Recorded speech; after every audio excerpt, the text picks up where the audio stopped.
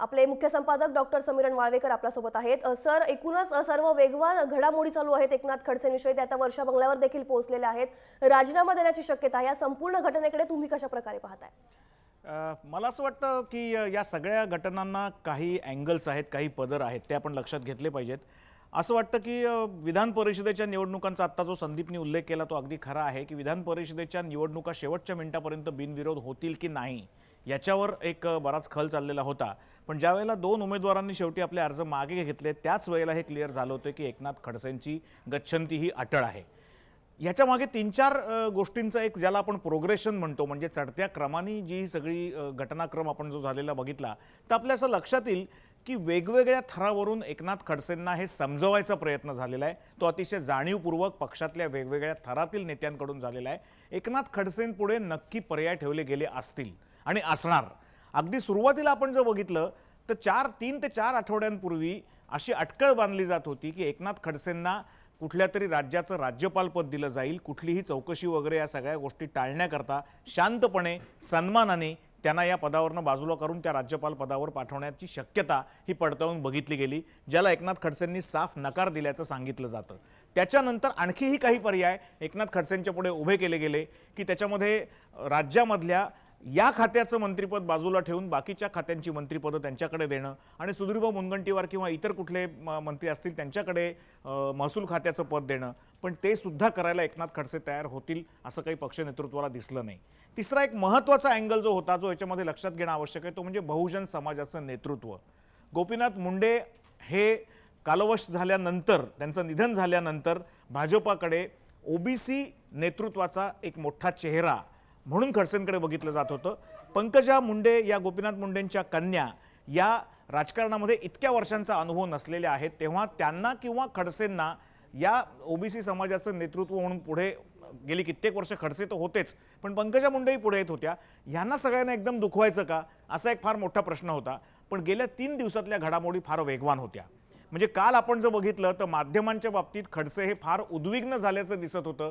त्यांनी शेवटी माध्यमांकडे स्वतःहूनच लीक केलेल्या एका दृश्यामध्ये असं म्हटलं, म्हणजे असं वाटत होतं की एकाच वाहिनीला त्यांनी मुलाखत दिलेली आहे, पण नाही, ही दृश्य सगळ्या वाहिन्यांकडे जाणीवपूर्वक पोचवली गेली, ती पोचतील अशी व्यवस्था केली गेली आणि त्याच्यामध्ये त्यांनी महसूल मंत्रिपदाचं नाव घेतलेलं नव्हतं।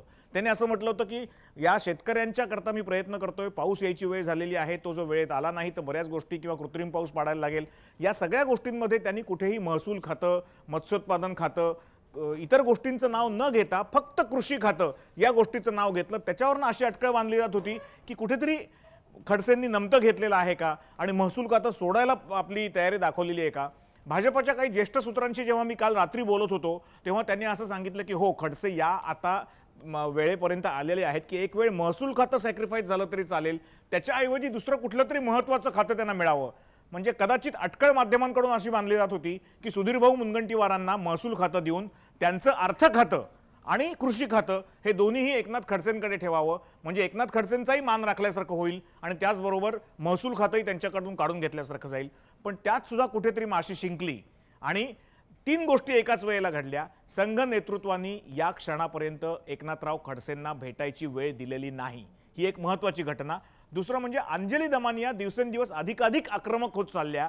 आज दुपारी तर 3 वाजता त्या पत्रकार परिषद घेऊन आणखीही काही गौप्यस्फोट करणार आहेत आणि त्या गौप्यस्फोटामध्ये खडसेंच्या इतर प्रकरणांची माहितीच नव्हे तर कागदपत्र सुद्धा त्या समोर ठेवणार आहेत, असं त्यांनी आता काही क्षणांपूर्वीच आपल्या प्रतिनिधीला सांगितल्याचं आपण ऐकलेलं आहे। आणि तिसरी महत्त्वाची गोष्ट, मच्छीमारांचे नेते तांडेल जे आपल्याकडे काल जय महाराष्ट्रमध्ये आलेले होते, त्यांनी तर सांगितलं की आम्ही खडसेंचं स्टिंग ऑपरेशन केलेलं आहे। त्यांनी काही दृश्यही आणलेली होती जय महाराष्ट्राकडे, ती असून जय महाराष्ट्रांनी ती दाखवली नाही, की ज्याच्यामध्ये एकनाथ खडसेंच्या बरोबर झालेलं त्यांचं त्यावेळेचं संभाषण त्यांच्याकडे आहे असा त्यांचा दावा होता। त्यात त्यांनी सरळ सरळ असं दाखवून दिलेलं आहे की आमच्याकडे एकनाथ खडसेंच्या विरुद्ध पुरावे आहेत आणि आम्ही वेळ येता क्षणी ते पुरावे बाहेर काढू।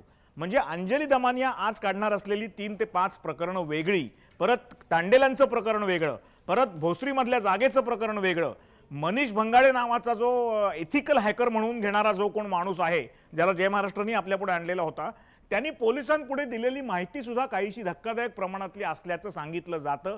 त्याचं कारण त्यांनी पाकिस्तान टेलिकॉम एजन्सीकडनं जे पुरावे दाखल केलेले आहेत ते सुद्धा नाकारता येण्यासारखे नाहीत। उद्या यातून जर काही मोठा वेगळा गौप्यस्फोट झाला तर भाजपच्या एकूणच प्रतिमेला तडे गेलेले आहेत. आता तर त्याची लक्तर झाल्याशिवाय राहणार नाहीत याची जाणीव कुठेतरी भाजपच्या नेतृत्वाला झालेली असावी.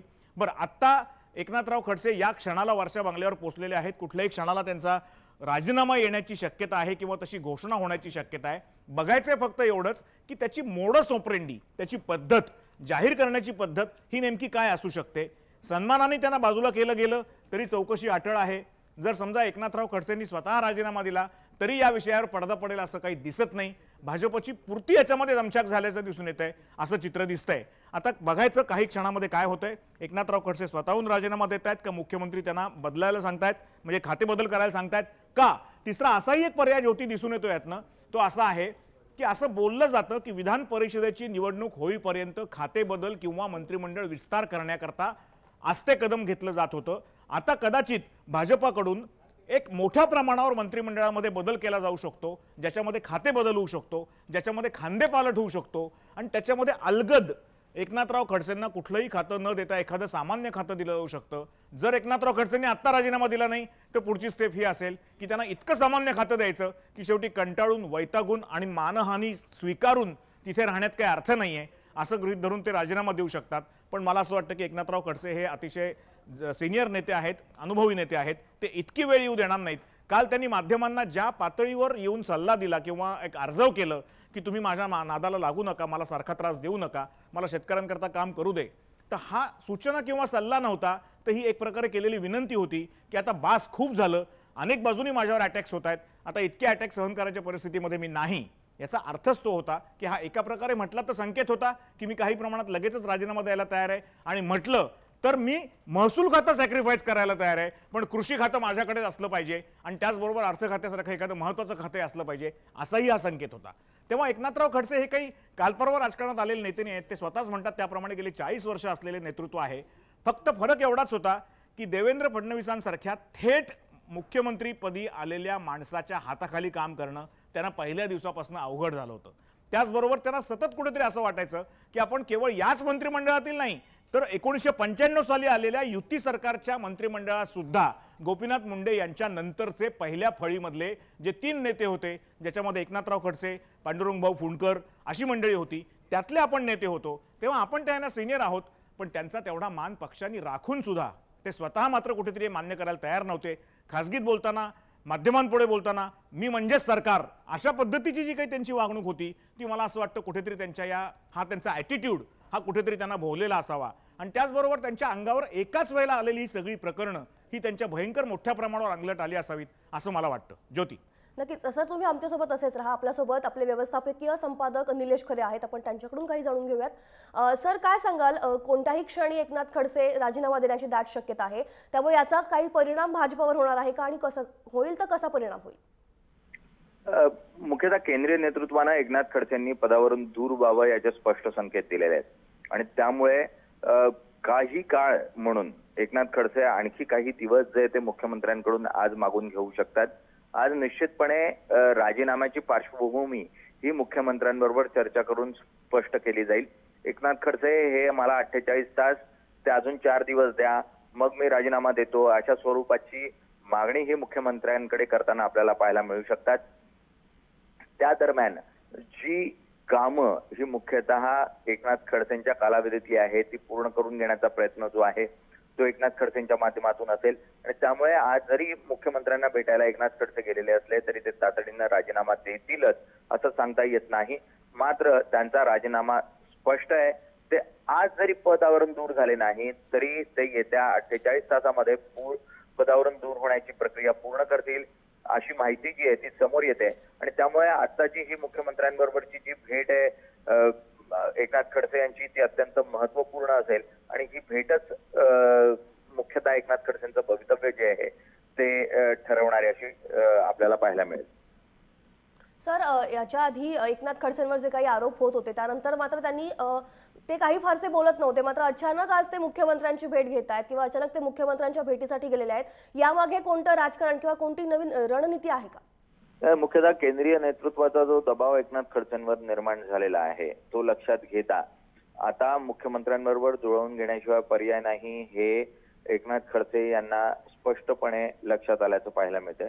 आणि त्यामुळे एकनाथ खडसे हे आता वर्षा निवासस्थानी जाऊन मुख्यमंत्र्यांची भेट घेऊन मुख्यतः आपण पद सोडण्यास तयार आहोत, मात्र आपल्याला आणखी काही कालावधी द्या अशा स्वरूपाची मागणी करताना पाहायला मिळते. मुख्यतः एकनाथ खडसे हे आतापर्यंत माध्यमांपासून दूर होते. काल अचानक त्यांनी आपण कुठेही गेलेलो नाही, आपण शेतकऱ्यांसाठी काम करतोय अशी प्रतिक्रिया देऊन पुन्हा एकदा आपलं अस्तित्व कायम असल्याचं दाखवण्याचा प्रयत्न केला. मात्र अज्ञातवासात जाण्यामागचं कारण स्पष्ट आहे.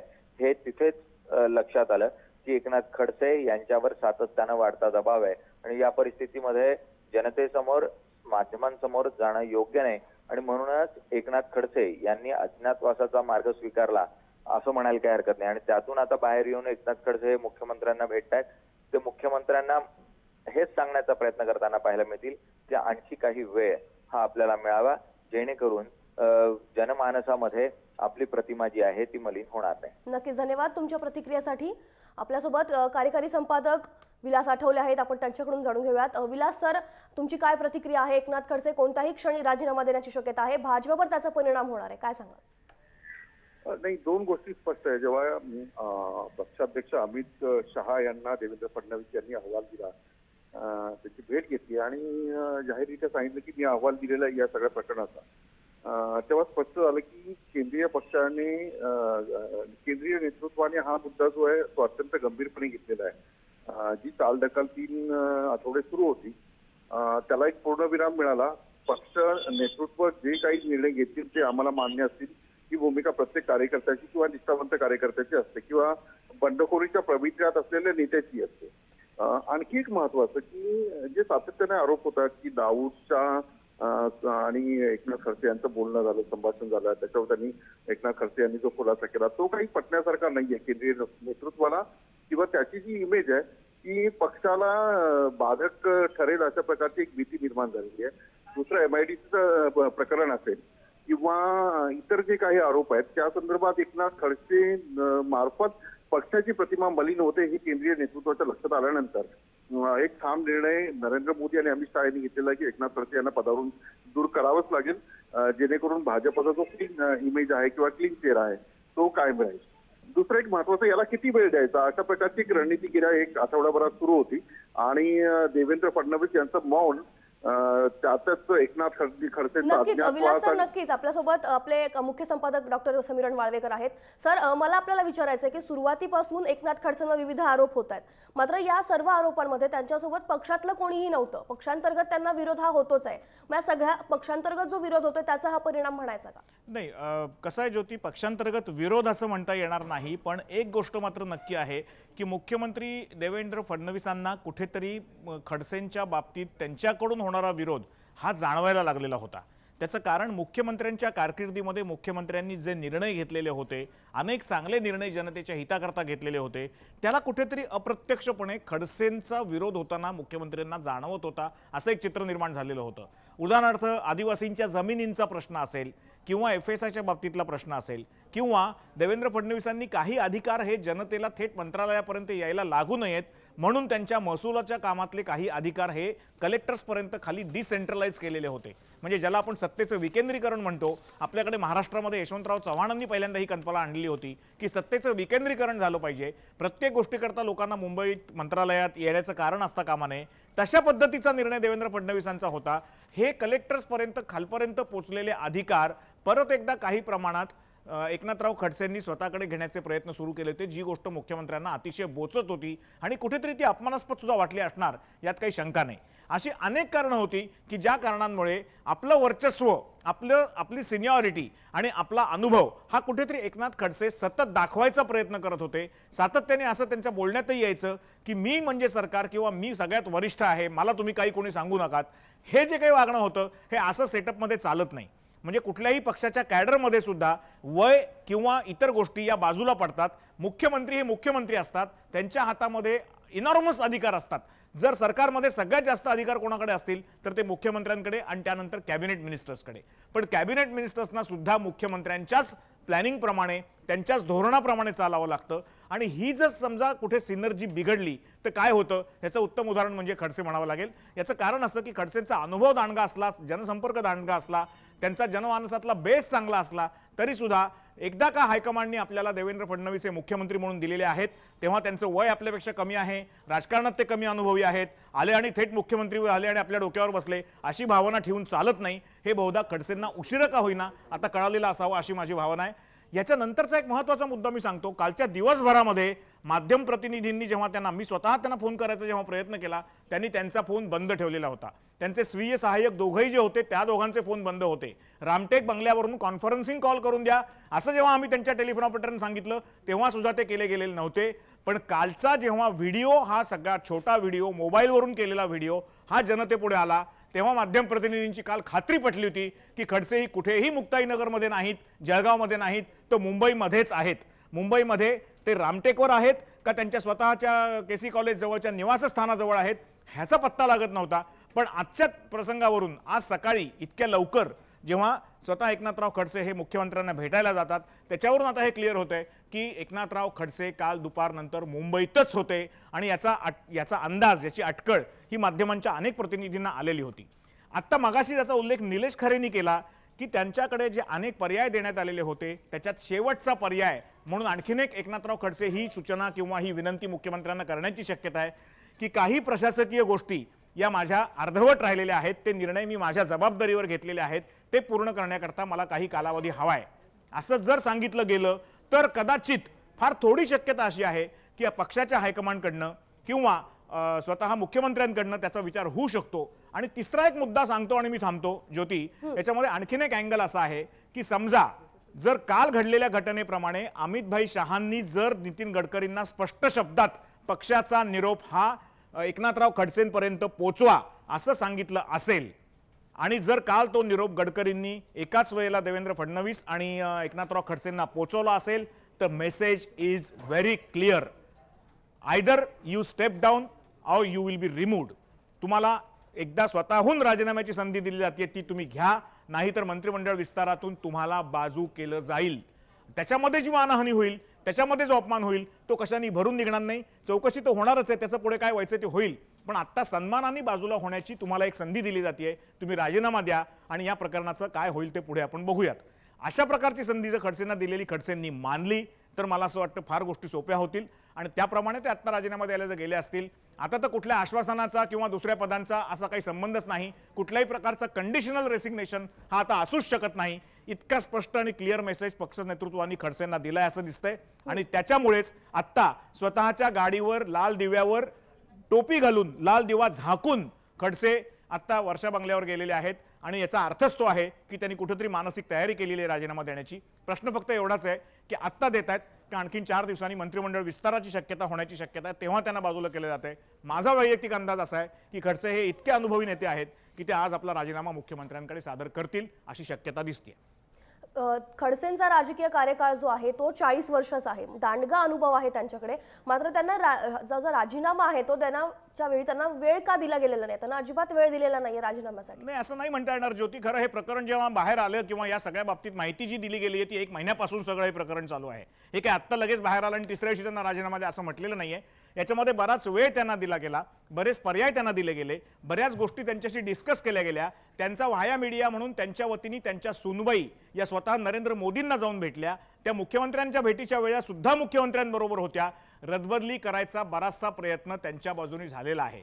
स्वतः रावसाहेब दानवे त्यांच्या मागे उभे राहिले. रावसाहेब दानवेंनी अनेक बाबतीत मध्यस्थी करायचा प्रयत्न केला. पक्ष नेतृत्वाकडे रावसाहेब दानवेंनी खडसेंची बाजू मांडली, त्याचबरोबर मुख्यमंत्र्यांकडे बाजू मांडली. मुख्यमंत्री जाऊन नितीन गडकरींना भेटले, नितीन गडकरी मुख्यमंत्री आणि पंतप्रधान अशी भेट झाली, परत मुख्यमंत्री आणि पंतप्रधान अशी वेगळी भेट झाली आणि निश्चितच राष्ट्रीय स्वयंसेवक संघाच्या पातळीवर सुद्धा या बाबतीत चर्चा झाली असणार.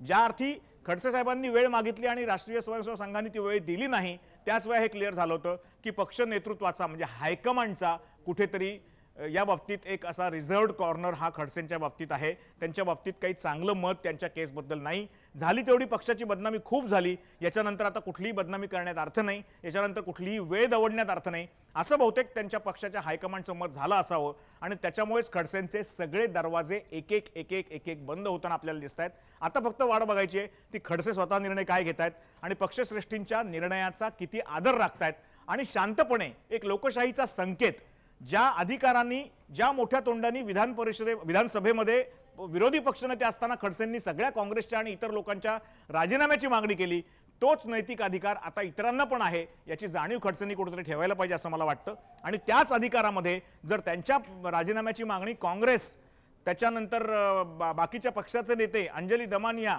त्याचबरोबर जे कोण बाकीचे सामाजिक संस्था किंवा इतर राजकीय पक्ष करत असतील, या समाजाच्या आणि माध्यमाच्या दबावाला कुठेतरी त्याचा मान राखून खडसेंनी स्वतः त्यातनं बाजूला व्हावं, हेच मला वाटतं जास्त शहाणपणाचं आहे। नक्कीच धन्यवाद सर संपूर्ण एकूण चर्चेसाठी। तर आपले मुख्य संपादक डॉक्टर समीरण वाळवेकर आपल्यासोबत होते।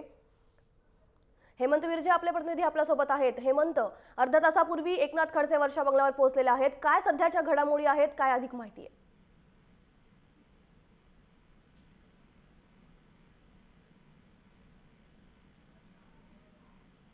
हेमंत, तुम्हाला माझा आवाज येतोय का? नक्कीच अर्ध्या तासापूर्वी एकनाथ खडसे जे आहेत ते वर्षा बंगल्यावर दाखल झालेले आहेत। खडसेंच्या भूमिकेकडे सर्वांचं लक्ष लागलेलं आहे। भरतकुमार राऊत सर आपल्यासोबत आहेत। भरतकुमार राऊत सर, तुम्ही या सर्व घटनेकडे कशा प्रकारे बघता, तुमची काय प्रतिक्रिया आहे? एकनाथ खडसे कधीही राजीनामा देण्याची शक्यता आहे? आता वाहिन्यांवर ज्या काही बातम्या चालू आहेत त्याप्रमाणे एकनाथ खडसे राजीनामा देण्याची गेले तसं बोललं जातंय। तसं जर असेल तर जे व्हायचंच होतं ते झालंय असं म्हणायला लागेल, कारण ज्या पद्धतीचा दबाव खडसेंवर चहू बाजूने होता, एका बाजूला राजकीय दबाव होता आणि दुसऱ्या बाजूला उपोषणासारखे मार्ग हाती घेण्यात आल्यामुळे त्यांच्यावर जनमानसातून सुद्धा दबाव येत होता। त्यामुळे त्यांनी जर राजीनामा द्यायला गेले असतील तर ते अपेक्षितच होतं असं म्हणायला लागेल। अर्थात राजीनामा दिल्यानंतर हे प्रकरण मिटेल का, हा सगळ्यात महत्त्वाचा प्रश्न आहे। समजा त्यांनी राजीनामा दिला तर त्यांनी केला जो कथित भ्रष्टाचार आहे त्याचं काय करायचं, की राजीनामा दिला म्हणजे सगळं संपलं असं करायचं, हा सगळ्याचा निकाल मुख्यमंत्र्यांना घ्यावा लागेल आणि तसं घेणं हे खूप कठीण आहे। कारण जर का आपली सुटका करून घेण्यासाठी जर त्यांनी राजीनाम्याचं आता पाऊल उचललं असेल तर मग पुढच्या चौकशीचं काय? नक्कीच सर, तुम्ही आमच्यासोबत असेच राहा। आताच्या घडीची सर्वात महत्त्वाची आणि मोठी बातमी आहे, अखेर एकनाथ खडसेंनी राजीनामा दिलेला आहे। मुख्यमंत्र्यांकडे त्यांनी राजीनामा सुपूर्द केलेला आहे। थोड्या वेळापूर्वी ते मुख्यमंत्र्यांच्या भेटीसाठी वर्षा बंगल्यावर आले होते, तर अखेर एकनाथ खडसे यांनी आपल्या मंत्रिपदाचा राजीनामा दिलेला आहे। जय महाराष्ट्रला सूत्रांनी माहिती दिलेली आहे, एकनाथ खडसे यांनी अखेर राजीनामा दिलेला आहे। थोड्या वेळापूर्वी ते वर्षा बंगल्यावर दाखल झाले होते मुख्यमंत्र्यांच्या भेटीसाठी, मात्र अखेर त्यांनी आपल्या मंत्रिपदाचा जो आहे तो राजीनामा दिलेला आहे। एकनाथ खडसेंनी आपल्या मंत्रिपदाचा राजीनामा दिलेला आहे।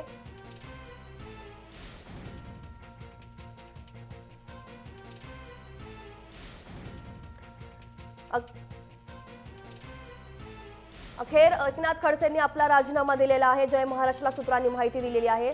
आता त्यांनी राजीनामा दिलाय त्यामुळे सर्व खाती जी आहेत त्यांच्याकडची ती त्यांना सोडावी लागणार आहेत। गेल्या काही दिवसांपासून खडसेंवर भ्रष्टाचाराचे विविध आरोप होत आहेत, त्यातच दाऊद फोन कॉल प्रकरण आहे, त्यामुळे ते जास्त अडचणीत आले होते। अखेर दबाव वाढला। हेमंत विरजे आहेत आपल्यासोबत। हेमंत, अखेर राजीनामा दिलेला आहे एकनाथ खडसे यांनी, काय सध्याची परिस्थिती आहे?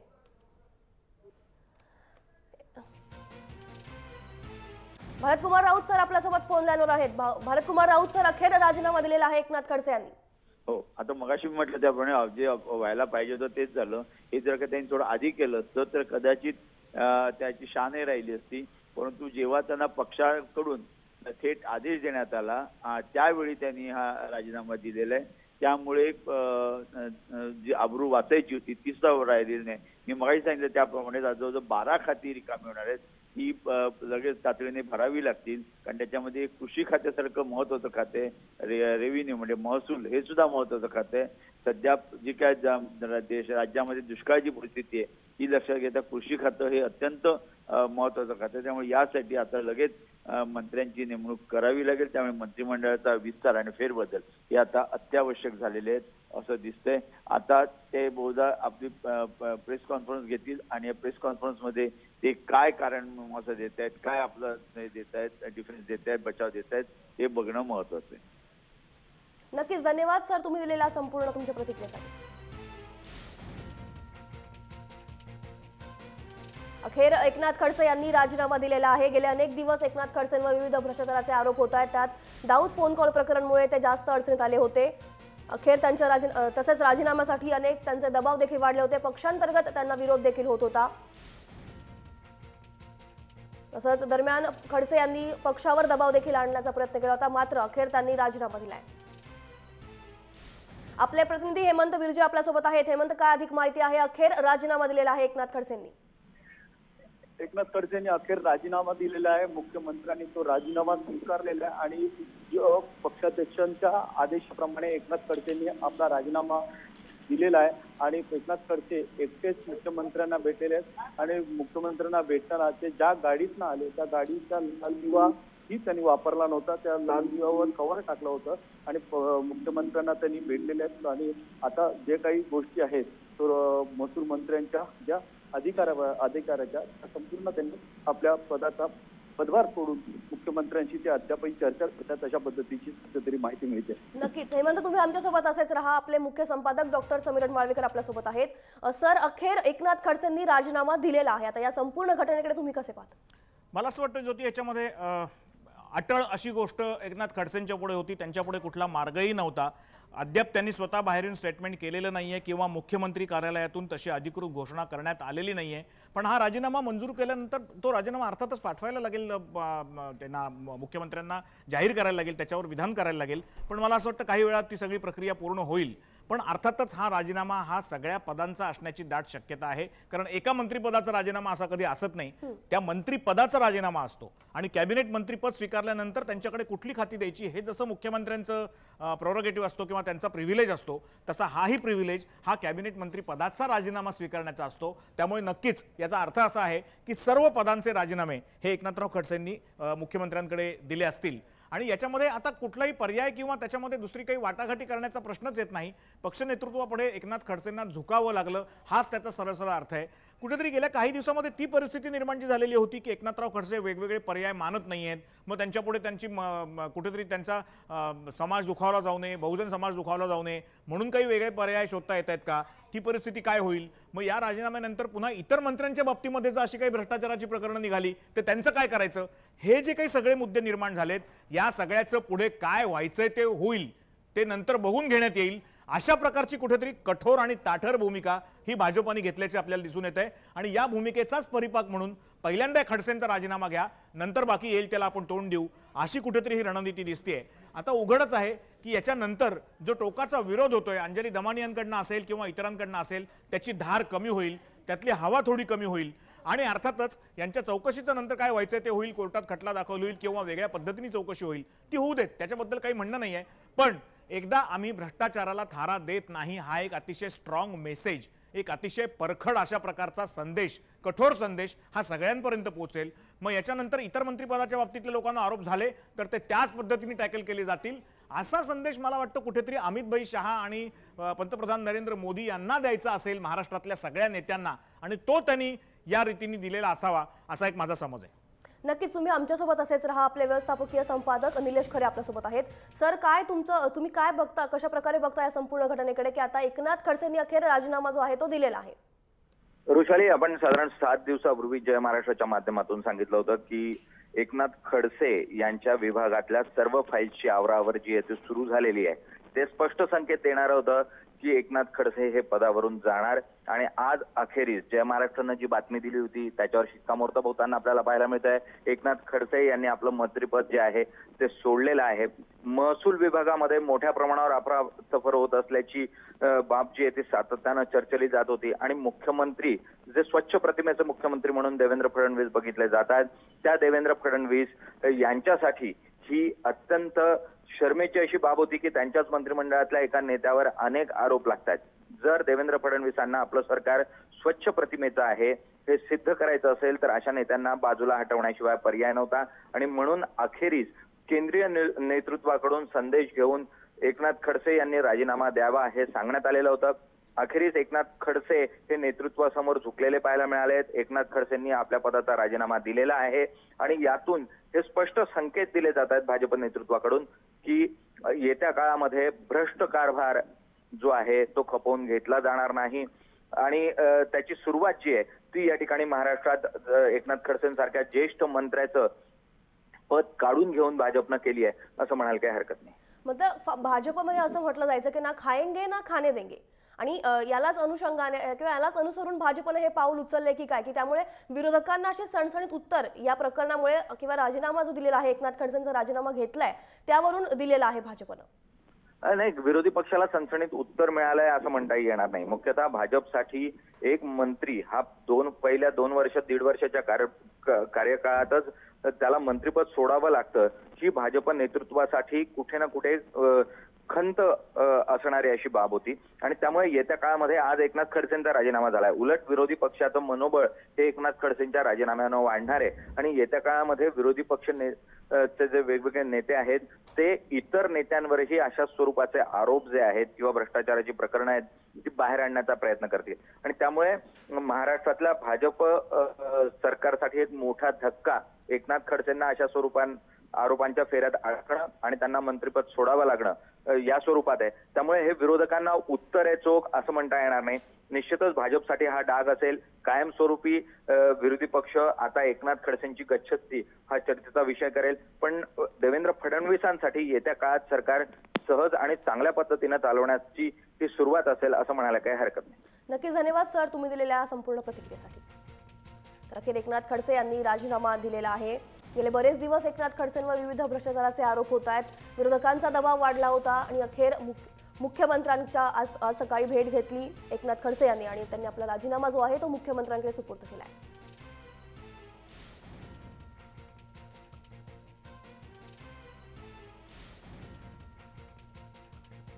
मुख्यमंत्र्यांकडे आपला राजीनामा आहे तो सुपूर्द केलेला आहे एकनाथ खडसे यांनी.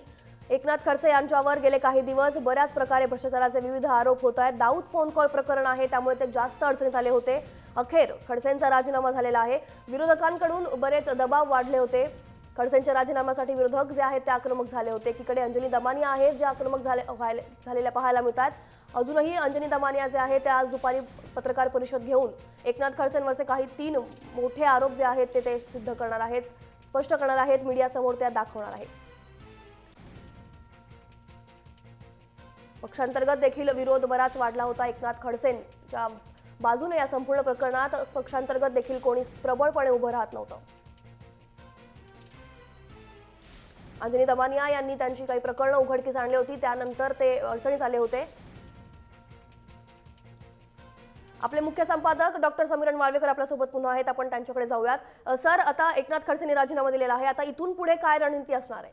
मला असं वाटतं या सगळ्या घटनाक्रमामध्ये मुख्यमंत्र्यांकडे एकनाथराव खडसेंचा राजीनामा हा कदाचित शब्द वापरतोय याच्या आधीच गेला असण्याची शक्यता आहे. कदाचित त्याची घोषणा किंवा त्याचे संकेत हे आत्ता दिले असण्याची शक्यता आहे. कारण स्वतः मुख्यमंत्री हे आत्ता वर्षा बंगल्यावर आहेत की नाही इथपासून आत्ता माध्यमांमध्ये चर्चा चालू आहे. पण हा राजीनामा कदाचित कालच संध्याकाळी कोणाच्याही नकळत हा मुख्यमंत्र्यांकडे दिला असण्याची शक्यता आहे. त्याची घोषणा ऑफिशियली अधिकृतरित्या आत्ता कधीही कुठल्याही मिनिटाला होईल, पण तो दिला आहे एवढी निश्चित माहिती आपल्या सूत्रांकडून आपल्याला कळालेली आहे. एक कुठेतरी या सगळ्या वातावरणामध्ये चित्र असं दिसतं आहे की एकनाथराव खडसेंना बाकी सगळे पर्याय आधी टॅप करून बघायचे होते. आधी पक्ष नेतृत्वाची समजूत काढायची होती. त्यांनी प्रत्येक वेळेला असं दाखवलं गेलं त्यांच्याकडून की मी जो काही व्यवहार जमिनीचा पुण्यातला केलेला आहे तो कुठलाही नियमभंग करून केलेला नाही. MIDCच्या ताब्यातली जमीन जी होती ती जमीन हस्तांतरित करून त्याच्याबद्दलचे जे काही व्यवहार होते ते पूर्ण करण्याचा माझा प्रयत्न चालू होता. माझ्या मंत्रिपदाचा कुठेही मी त्यात गैरवापर केलेला नाही. त्या जमिनीची जास्ती किंमत असताना कमी किमतीत खरेदी केलेली नाही. फक्त त्या जमीन मालकाला त्याचा मोबदला पूर्ण मिळावा अशीच माझी इच्छा होती. हे त्यांनी पक्ष नेतृत्वाला पटवून सांगायचा प्रयत्न केला. दाऊद बरोबर कुठलंही संभाषण माझं झालेलं नाही हे दाखवण्याकरता पत्रकार परिषदेमध्ये त्यांनी दुसऱ्या एका फोनवरून आपण फोन करतो आहोत असा आभास निर्माण करता येऊ शकतो हे त्यांनी सप्रमाण दाखवायचा प्रयत्न केला. मला असं वाटतं कुठेतरी त्यांची धडपड होती की या सगळ्या प्रकारामध्ये आपण कुठेही नाही असं दाखवण्याचा त्यांचा तो प्रयत्न होता, पण तो पटलेला दिसत नाहीये. त्याचं कारण एक असं अतिशय उच्चपदस्थ सूत्रांकडनं कळालं की मुख्यमंत्र्यांनी स्वतःची एक वेगळी यंत्रणा कामाला लावलेली होती, ज्या यंत्रणेच्या मार्फत या 3ही गोष्टींची कसून चौकशी केली गेली. कदाचित त्याच्यामध्ये काही पोलीस यंत्रणांचं सुद्धा सहाय्य घेतलं असण्याची शक्यता नाकारता येत नाही की ज्याच्यामध्ये खरोखर हा जो हॅकर होता मनीष भंगाळे नावाचा सो कॉल्ड इथिकल हॅकर, तो स्वतःला म्हणून घेतो, तो आपल्याकडे जय महाराष्ट्र आलेला होता. त्याच्या पोलीस चौकशीमध्ये काही गोष्टी रिव्हील झालेल्या होत्या आणि त्यांनी जे काही हॅकिंग केलं पाकिस्तानी टेलिकॉम एजन्सीचं ते कितपत खरं होतं आणि या नंबरवर आलेल्या फोनचं सर्टिफिकेशन त्या कंपनीने केलेलं कितपत खरं होतं याची पडताळणी केली गेली आणि त्या अहवालानंतर कुठेतरी या सगळ्या गोष्टींचं स्वरूप बदललं आणि त्याचा सिरियसनेस हा भाजपच्या लक्षात आला असावा असं बोललं जातं आणि त्याच्यानंतर मग भाजप हायकमांडनी कुठेतरी एक अतिशय कठोर अशी भूमिका घेतली की आता याच्यामध्ये स्पेअर करण्यामध्ये अर्थ नाही। एकनाथराव खडसेंच्या महसूल खात्याबद्दल खरं सांगायचं तर गेल्या कित्येक दिवसामध्ये प्रचंड प्रमाणावर तक्रारी होत्या। राज्यातल्या गुप्तचर खात्याच्या आणि इतर खात्याच्या माहितीनुसार किंवा जे काही एक अनऑफिशियल असं चॅट बऱ्याचशा ठिकाणी होतं ती सूत्र जी असतात किंवा काही आकडेवारी जी जाहीर होते त्या आकडेवारी सुद्धा महसूल खातं आणि त्यानंतर पोलीस खातं हे भ्रष्टाचाराच्या बाबतीत सर्वात वरच्या क्रमांकांवर किंवा आघाडीवर म्हणू आपण असल्याचं चित्र दिसत होतं। त्यामुळे महसूल खात्यामधला गेल्या काही दिवसाचा कारभार हा अजिबात समाधानकारक नव्हता। स्वतः मुख्यमंत्री तर नाखुश होतेच पण भाजपचं वरिष्ठ नेतृत्व अमित भाई शहा यांच्या सुद्धा बॅडबुक्समध्ये एकनाथराव खडसे असल्याचं बोललं जात होतं आणि त्याचा कुठेतरी फटका मला असं वाटतं एकनाथराव खडसेंना बसलेला आहे। एकनाथराव खडसेंची स्वतःची वागण्याची पद्धत ही अतिशय रोखठोक किंवा अतिशय मोकळ्या ढाकळ्या स्वभावाची जरी असली तरी काही बाबतीत हा थोडासा अहमगंड जो होता मी सिनियर मी सुपिरियर मी सर्वात अनुभवी हा सुद्धा कुठेतरी एकनाथराव खडसेंच्या बोलण्यामध्ये वागण्यामध्ये ॲटिट्यूड जो दिसत होता तो त्यांना कुठेतरी नडलाय असंही बोललं जातं आणि याचा सगळ्याचा परिभाग म्हणून या राजीनाम्याकडे बघायला हवं। नक्कीच सर आपल्यासोबत असेच राहा। आता आपल्यासोबत आपच्या नेत्या प्रीती मेनन जी आहेत। प्रीतीजी काय तुमची आता काय प्रतिक्रिया आहे की आता आपण मागणी केली होती एकनाथ खडसेंच्या राजीनाम्यासाठी त्यांनी अखेर राजीनामा आहे तो दिलेला आहे। आता इथून पुढे तुमची वाटचाल कशी असणार आहे किंवा काय भूमिका असणार आहे? काही तांत्रिक अडचणीमुळे प्रीती मेनन यांच्याशी आपलं बोलणं होऊ शकत नाहीये मात्र एकनाथ खडसे जे आहेत त्यांनी अखेर राजीनामा दिलेला आहे। आपल्या मंत्रिपदाचा त्यांनी राजीनामा दिला आहे। मुख्यमंत्र्यांकडे त्यांनी राजीनामा सोपवलेला आहे। आपण समीरण सरांकडे जाणार आहोत। समीरण सर थोड्या वेळापूर्वी ज्या अंजली दमानी आहेत त्यांनी असं आपल्या प्रतिनिधींशी बोलताना सांगितलं होतं की आज दुपारी 3 वाजता त्या पत्रकार परिषद घेणार आहेत आणि त्यात एकनाथ खडसेंविषयी आणखी 3 मोठे बॉम्बगोळे ते टाकणार आहेत। मला असं वाटतं त्याच्याबद्दलची माझी अटकळ अशी आहे की स्वतः अंजली दमानिया जेव्हा एक 10 दिवसापूर्वी जय महाराष्ट्रावर आल्या होत्या 15 दिवसापूर्वी तेव्हा त्यांनी सांगितलं होतं दुसऱ्या दिवशी ते जळगावला जाणार आहेत। त्या स्वतः जळगावला गेलेल्या होत्या, मुक्ताईनगरला गेलेल्या होत्या। तिथे त्यांनी काही प्रकरणं त्याचा अभ्यास केला होता, कागदपत्र घेतली होती। आपल्याला आठवत असेल की त्यांच्या जावयाच्या लिमोझिन बद्दल जे फोटोग्राफ्स त्यांनी जय महाराष्ट्राला दिलेले होते त्याच्या वेळेलाही त्या म्हणालेल्या होत्या की अनेक प्रकरणं अशी आहेत। म्हणजे एक गोष्ट आपण लक्षात घेतली पाहिजे वृषाली की एकनाथराव खडसेंचं मुक्ताईनगरमधलं काम हे खरोखर चांगलं आहे। तिथल्या भागात नक्कीच 2 मिनिट आपण आपल्यासोबत असेच थांबा। आपल्यासोबत आता अपच्या नेत्या प्रीती मेनन आहेत। प्रीतीजी तुमची काय पहिली प्रतिक्रिया आहे? एकनाथ खडसेंच्या राजीनाम्यासाठी तुम्ही मागणी केली होती त्यांनी राजीनामा दिलेला आहे अखेर। आता इथून पुढे तुमची भूमिका काय असणार आहे? इथून पुढे आम्ही इन्व्हेस्टिगेशन आणि प्रोब डिमांड करणार जे कोर्टाच्या सुपरविजन मध्ये असावं।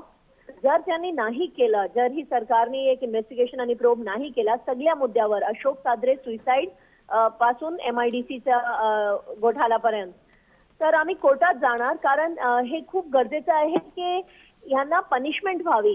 यांचा एक मोठा करप्शनचा एम्पायर आहे जळगावमध्ये आणि मला वाटतं की पुढे खूप खुलासे येणार कारण आतापर्यंत लोक भीतीत होते, त्यांना घाबरत होते की एकनाथ खडसे त्यांच्यावर काहीतरी करणार पण आता त्यांचे राजीनामा झाले तर मला असं वाटतं की जळगावहून लोक आता येऊन सांगणार की काय काय तिकडे करप्शन चालली होती आणि हे सगळ्यांची इन्व्हेस्टिगेशन चौकशी करणं खूप गरजेचं आहे। प्रीती मेनन मी डॉक्टर समीरण वाळवेकर बोलतोय जय महाराष्ट्राचा मुख्य संपादक। मला तुम्हाला एक प्रश्न विचारायचा आहे। तुम्ही आता कोर्ट कारवाईचा उल्लेख केलात, you have referred your possible action in court. मला तुम्हाला असं विचारायचं आहे आत्ता या क्षणाला तुम्ही काही writ petition public interest litigation असं काही दाखल केलेलं आहे का आणि नसेल तर ते नक्की कधी करण्याचा तुमचा विचार आहे? आम्ही आमच्या लॉयर्सहून चर्चेत आहोत। आतापर्यंत आम्ही कोणतंही पिटिशन दाखल केला नाही आहे पण हे आमची हे प्लॅनिंग चालू आहे। 6 तारखेला कोर्ट उघडणार आणि पुढच्या आठवड्यात आम्ही नक्की काहीतरी कारवाई करू। आम्हाला असं वाटतं की हा जे प्रेझेंट मामले आहे ते एक आणि आधीचे जे अशोक साद्रेची सुसाईडचं इन्व्हेस्टिगेशन चीफ मिनिस्टरनी टोटल कव्हर अप केलं होतं, क्लीन चिट दिली होती ते सुद्धा उघडणं त्या मर्डर केसमध्ये किंवा त्या किलिंग मध्ये नक्की काय मुद्दा तुमचा असणार आहे? त्याच्यात खडसेंचा काय संबंध असणार आहे? ते जेव्हा सूरज परमार एक बिल्डर याने ठाण्यात सुसाईड केली त्याच्या सुसाईड नोटमध्ये जे जे नाव होते सगळ्यांना अटक करण्यात आलं आणि कारवाई सुरू झाली पण पोलीस इन्स्पेक्टर सादरेनी जेव्हा नाव दिले होते superintendent of police Supekar, police inspector Raithe आणि सँड मायनिंगच्या किंग सागर चौधरीचे कोणालाही अटक झाली नाही, कोणावरही काहीही चौकशी झाली नाही. तुरंत आयजीनी स्वतः अशोक सादरेला सस्पेंड केलं होतं. त्यांनी तुरंत क्लीन चिट दिली. आम्हाला असं वाटतं की ती इन्व्हेस्टिगेशन आता कोर्टाच्या समोर घेऊ जाऊ आणि कोर्टाला डिमांड करू की एक नीट इन्व्हेस्टिगेशन व्हावी आणि आधी हे 3 लोकांना अटक करण्यात यावं, कारण हे 3 लोक खडसेंचे खूप करीबचे आहे आणि शासनवर इतका कॉन्फिडन्स होता की खडसे जेपर्यंत मिनिस्टर आहे त्यांच्यावर काही कारवाई करण्याचा. प्रीतीजी, पण एक सांगा, आपल्याकडे गृह खातं हे मुख्यमंत्र्यांकडे आहे, खडसेजी हे महसूल मंत्री आहेत, अशा परिस्थितीमध्ये त्या सगळ्यांच्या माणसांना क्लीन चिट देण्यामध्ये खडसेंचा कसा काय हात असू शकतो असं तुम्हाला वाटतं? हे आम्ही सगळ्यांनी बघितलं आहे की गृह खाते मुख्यमंत्रीकडे आहे तरी सुद्धा खडसेंचा इन्फ्लुएन्स त्यांच्या पेक्षा खूप जास्त होतं. पोलीस इन्स्पेक्टर सादरे सुसाइड मध्ये आम्ही बघितलं आयजीनी क्लीन चिट दिली. 2-3 आयजीनी क्लीन चिट देण्याच्या आधी खडसेंच्या खास दीपक फलक, जळगावचे बीजेपी कार्यकर्ता आणि प्रवक्ता, त्यांनी ती रिपोर्ट व्हॉट्सअपवर जाहीर केली. म्हणजे असं वाटतं की ती रिपोर्ट खडसेंनी तयार केली आणि आयजीला दिली आणि नंतर आयजीनी रिपोर्ट बाहेर जाहीर केली. असे ते गृह खात्याला मिसयूज करतात. MIDC प्रकरणमध्ये सुद्धा आम्ही बघितलं आहे त्यांनी कसे हेमंत गावंडे यांच्या विरुद्ध तक्रार घेण्यासाठी मजबूर केलं होतं पोलीस स्टेशनला. तर आम्हाला असं वाटतं की देवेंद्र फडणवीस यांच्याहून इंटिमिडेट झाले की मला माहित नाही की त्यांच्यावर समय नाही होता लक्ष द्यायला गृह खात्याला, पण खडसेंनी गृह खात्याला खूप मिसयूज केला आहे. बरं, मला सांगा प्रीतीजी, आणखीन दुसरे तुमचे प्रायोरिटीचे पॉइंट्स कुठले असणार आहेत? दुसऱ्या आणखीन प्रायोरिटीच्या 2 केसेस कुठल्या आहेत? सगळ्यांची एक केस झाली. दुसरा प्रायोरिटीचा माझा केस आहे दाऊदची इन्व्हेस्टिगेशन. हा नॅशनल सिक्युरिटीचा मामला आहे आणि मला असं वाटतं की जर ATS मध्ये तेच अतुलचंद्र कुलकर्णी गेले आहे ज्यांनी त्यांना 4 तासात क्लीन चिट दिली होती, तर तिकडे जे प्रोब होणार त्याच्यावर आम्हाला कोणताही विश्वास नाही आहे. तो प्रोब सुद्धा कोर्टाच्या समोर आणण्याची, कोर्टाच्या सुपरविजन समोर घेण्याची खूप नेसेसिटी आहे. बर, आणि याच्यानंतर तुम्ही कोर्ट उघडल्यानंतर लगेच 7 तारखेला ही सगळी लिटिगेशन दाखल करणार आहात का एका मागोमाग एक तुम्ही दाखवणार आहात? नाही, आता आमची हे स्ट्रॅटेजी आमचे लॉयर्स तय करतील. आतापर्यंत आम्ही तय केलं नाही आहे की आम्ही कसे आणि केव्हा हे दाखल करणार, पण कोर्ट आता उघडतात. आमचे लॉयर्स रजेवर होते, ते आले आहे. आता आम्ही सुरुवात करू. ठीक आहे. मला असं वाटतं वृषाली, तू बघितलंस आता की ज्या पद्धतीने आता सांगितलं अंजली मेनन यांनी की पब्लिक इंटरेस्ट लिटिगेशन त्या करणार आहेत, ही वेळ का यावी? त्यांनी आता जे सांगितले 2-3 मुद्दे ते फार लक्षात घेण्यासारखे आहेत की खडसे हे गृह खात्याशी सुद्धा संबंध ठेवून होते. अनेक प्रकरणांमध्ये गृह खात्यावर त्यांचा दबाव येत होता, काही प्रकरणांमध्ये त्यांचा हस्तक्षेप झाला होता, असा सरळ आरोप प्रीती मेनन यांचा आहे. आणि आता कोर्ट उघडल्यानंतर 7 किंवा 8 तारखेला ताबडतोब पब्लिक इंटरेस्ट लिटिगेशन म्हणा किंवा इतर कायदेशीर मार्गाचा अवलंब करून त्या या सगळ्या बाबतीत केसेस दाखल करणार आहेत. मला असं वाटतं आज दुपारी अंजली दमानिया त्यांच्या ज्या काही वेगळ्या केसेस काढणार आहेत त्याच्याबरोबरच ही 3-4 जर प्रकरणं बाहेर आली तर खडसेंच्या करता बराच साला दारुगोळा हा विरोधी पक्षांनी, आम आदमी पार्टीनी, अंजली दमानियांनी, आता काही ते आम आदमी पार्टीत नाही आहेत पण त्यांनी स्वतः तिथे जाऊन जी काही इन्व्हेस्टिगेशन्स केलेली आहेत त्याच्यातून हा बराचसा दारुगोळा त्यांनी जमा करून ठेवलेला आहे. याचा कुठेतरी स्फोट व्हायला नको. तो झाला तर तो प्रचंड एका वेगळ्या थरावर जाईल. म्हणून कुठेतरी खडसेंना या सगळ्या प्रकारामध्ये झुकतं घ्यावं लागलेलं दिसतंय. पक्षाकडून त्यांना कुठेतरी ताबडतोब राजीनामा द्यायला सांगितलं गेलेलं दिसतंय आणि याचा परिपाक म्हणून हा राजीनामा सबमिट झालेला दिसतोय. मात्र आता अंजली दमानियांनी दुपारी जे गौप्यस्फोट ज्या करणार आहेत पण त्यानंतर एकनाथ खडसेंच्या अडचणीत आता वाढ होण्याची दाट शक्यता आहे. बरोबर आहे. या सगळ्या गोष्टींचा परिपाक म्हणूनच अंजली दमानिया आता उपोषणाला बसलेल्या होत्या, कारण त्यांचं म्हणणंच हे होतं की आम्ही सगळीकडे चौकशीची मागणी करतोय, कोणी दखल घेत नाही, मुख्यमंत्र्यांकडे पुरावे दिलेत, त्यांच्याकडून ऍक्शन होताना काही दिसत नाही, पक्ष नेतृत्वाने लगेच ऍक्शन घेण्याची काही शक्यताही दिसत नाही, मग आम्हाला उपोषणाशिवाय दुसरा कुठलाही पर्याय उरला नाही म्हणून आम्ही उपोषणाला बसलो असं त्या वारंवार सांगतायत.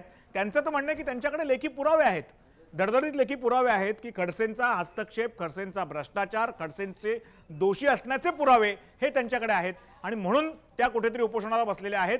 आपण लक्षात घ्या, उपोषणाचं अस्त्र ज्या वेळेला अण्णा हजारेंनी उचललं त्या वेळेला प्रत्येक वेळेला हलकल्लोळ झालेला होता, त्या वेळेला प्रत्येक वेळेला सरकारपर्यंत हे प्रकरण गेलं होतं, नॅशनल न्यूज झालेल्या होत्या.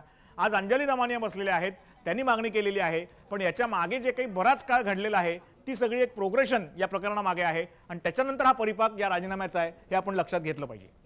विरोधकांसाठी तर ही एक खूप चांगली गोष्ट आहे की एकनाथ खडसेंनी राजीनामा दिलेला आहे, मात्र भाजपवर याचा खूप मोठा परिणाम होणार आहे, कारण 2च वर्षात त्यांचा एक मोठा मंत्री जो आहे तो त्यांना गमावावा लागतोय. अगदी बरोबर आहे. भाजपवर याचा पुढे काय दूरगामी परिणाम होईल ते बघण्यासारखं आहे वृषाली. याचं कारण असं की एका मंत्र्यांच्या बाबतीत जर हा राजीनामा घेण्याची स्ट्रॅटेजी किंवा धोरण किंवा कठोर संदेश भाजपने दिला असेल तर बाकीच्या प्रकरणांचं काय.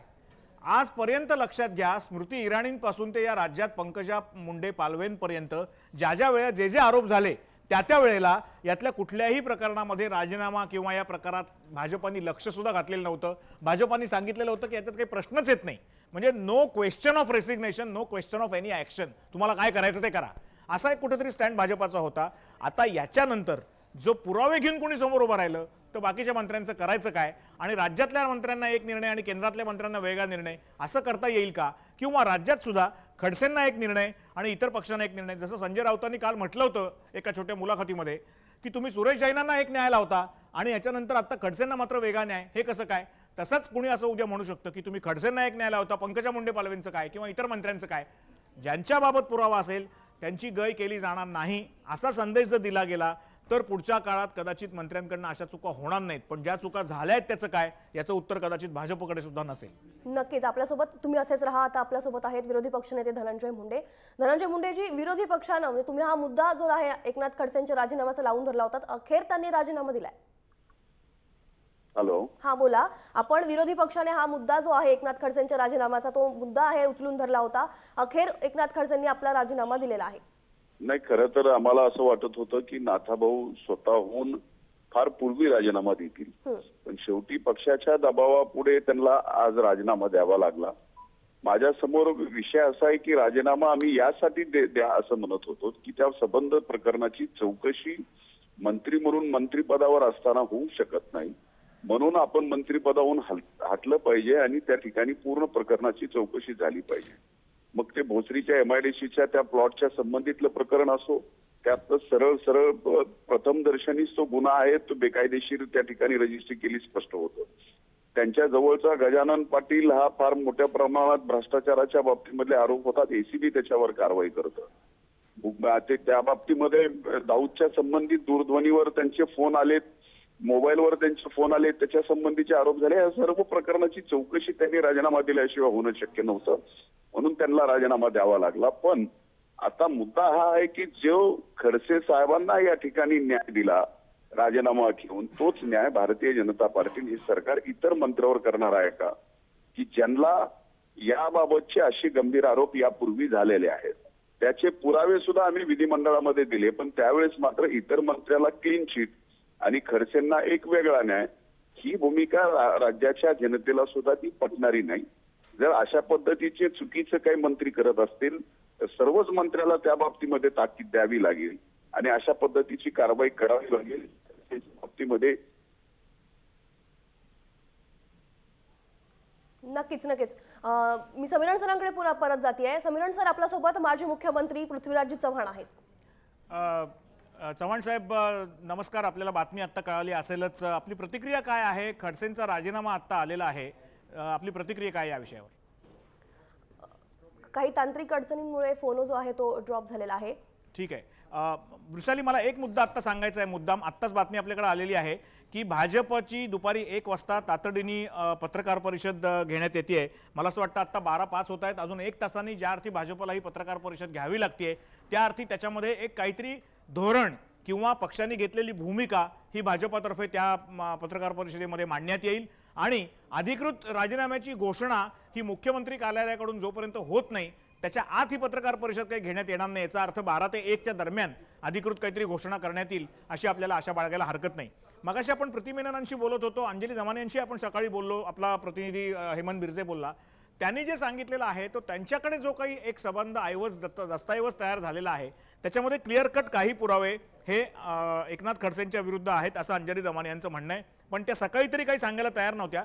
याचा अर्थ त्यांनी मुद्दाम खडसेंचा राजीनामा झाल्यानंतरच्या वेळेकरता ते सगळे पुरावे राखून ठेवलेले दिसत आहेत की त्याच्यानंतर त्या परत एक वेगळा अध्याय ओपन करतायत की काय, हे फार बघणं महत्त्वाचं ठरेल. कारण त्याच्यानंतर 7 तारखेला 8 तारखेला जो कोर्ट ओपन झाल्यानंतर एकाच वेळेला आम आदमी पक्ष एकाच वेळेला अंजली दमानिया आणि प्रीती शर्मा मेनन या जर काही त्याच्यामध्ये काही दाखल करणार असतील पब्लिक इंटरेस्ट लिटिगेशन, तर मला असं वाटतं या प्रकरणाला फार वेगळी कलाटणी लागण्याची शक्यता आहे.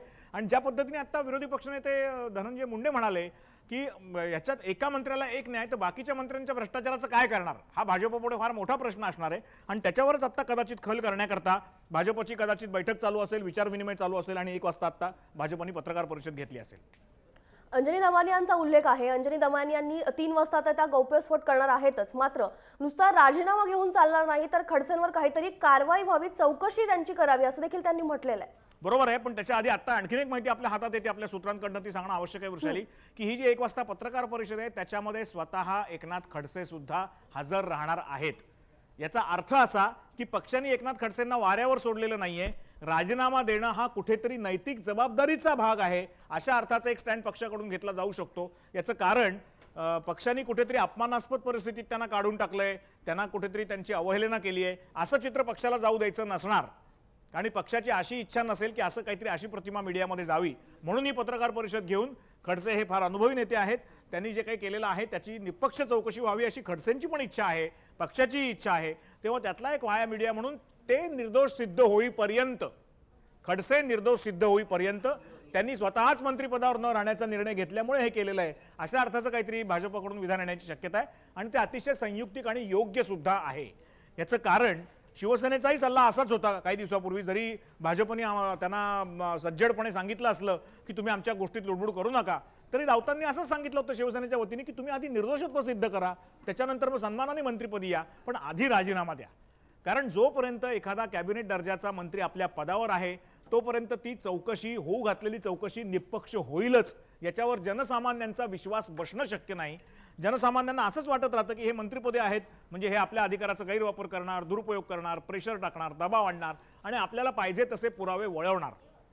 म्हणजे सामान्य गोष्टीत सामान्य माणसाला एवढंच कळतं की एखाद्या माणसाला अटक का केली जाते पदावरच्या किंवा दोषी असलेल्या, तर बाहेर राहून तो आपल्या पुराव्यांमध्ये गडबड करू शकतो. म्हणून राजकारणाच्या भाषेमध्ये जेव्हा हे सामान्य माणसाला कळतं तेव्हा त्याला एवढाच अर्थ कळतो की पदावर असलेला माणूस यातली परिस्थिती बदलू शकतो, आपल्याला हवे ते पुरावे नष्ट करू शकतो किंवा पुढे दामटू शकतो, दबाव आणू शकतो. आणि म्हणूनच असा सल्ला सगळ्यांकडून देण्यात येत होता की खडसेंनी राजीनामा द्यावा, चौकशी होऊ द्यावी, निर्दोषत्व सिद्ध करावं आणि त्यानंतर परत लागल्यास आपल्या पदावर यावं. आणि त्यासाठीच ते समर्थन करण्याकरता भाजपने 12 वाजता पत्रकार परिषद बोलवली असण्याची शक्यता नक्कीच.